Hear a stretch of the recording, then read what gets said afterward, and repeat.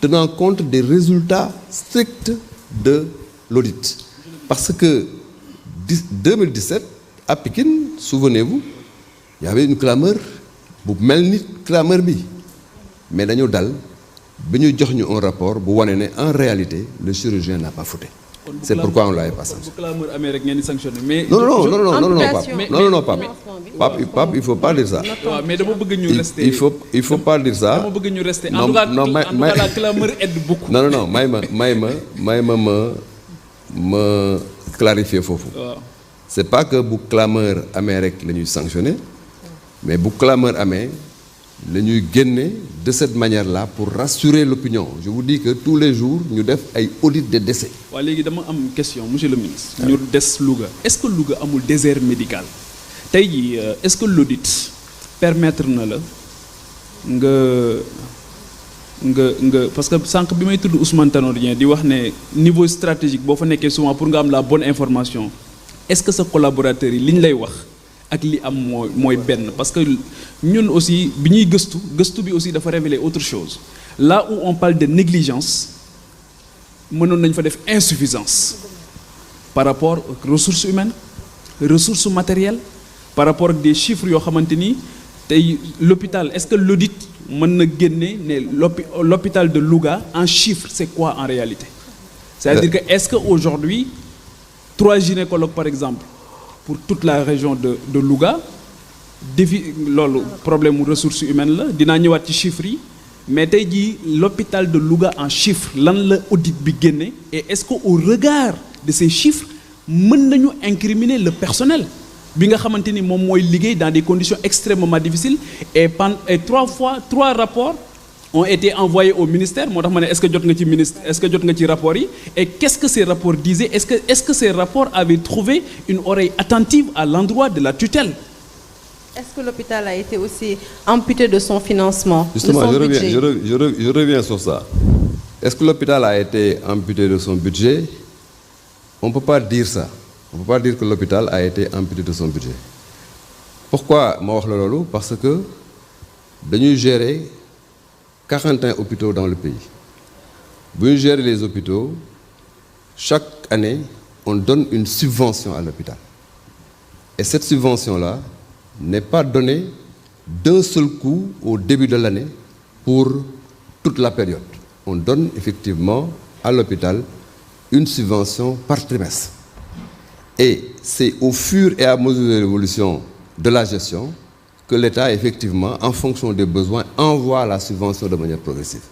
Donc, la subvention en termes donc de complétude ne peut pas être appréciée à un instant T.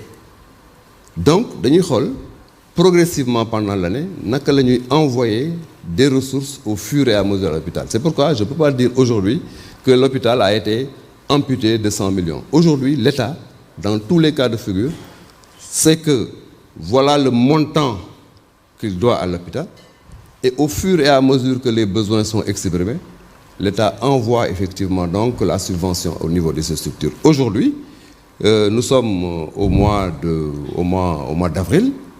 Au mois d'avril, on n'a pas envoyé aux hôpitaux toutes leurs subventions de l'année. Donc, on ne peut pas aujourd'hui, en avril, apprécier si l'ensemble de la subvention de l'hôpital a été versée. Pour revenir maintenant sur le désert, exactement. Le désert médical, oui. Pour revenir sur la notion de désert, effectivement, on ne peut pas dire à l'instant où on est que au niveau de l'hôpital de Louga, l'hôpital de Ourossogui, l'hôpital de Matam, qu'on a le nombre de gynécos nécessaires pour les besoins de l'hôpital. Ça, on ne peut pas le dire.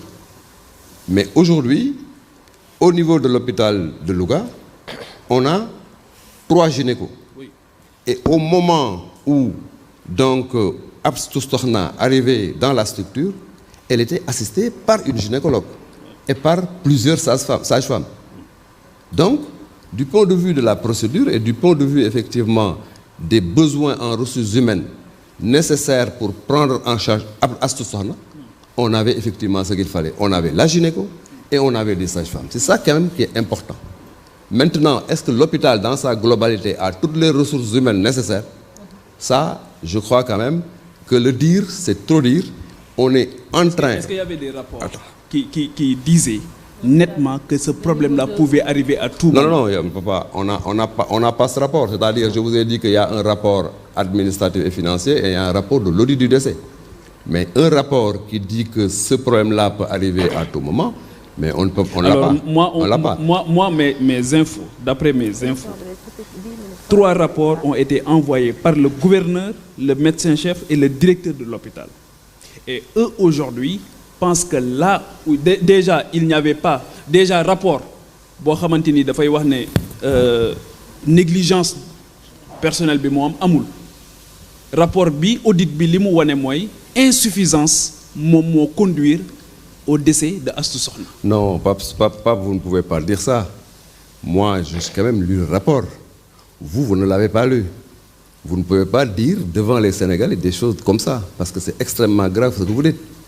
Moi-même, en tant que ministre de ce secteur, c'est moi-même qui ai demandé à ce que l'audit se fasse. Et c'est moi qui ai reçu le rapport. Et j'ai lu ce qu'il y a dans le rapport que je viens de vous dire. Il y a insuffisance dans la surveillance. Vous ne pouvez pas me dire le contraire. Et c'est extrêmement dangereux d'aborder les choses de cette manière. Donc, non. Non. damay mesurer gravité bi xaaral ma wax ko si wolof. waaw damay mesurer gravité bi may ma wax ko si wolof ba pare li ma wax. dama ne li nga wax dafa garaaw. xam nga lu tax mu garaaw parce que da nga xool Sénégal yi ne leen rapport bi waxul benn yoon ne dafa am problème par rapport à la surveillance. par rapport ak ressources humaines yi. ma ne la man maa commandité rapport bi. maa ko jot maa ko lire rapport bi da ne ma am na problème mu surveillance.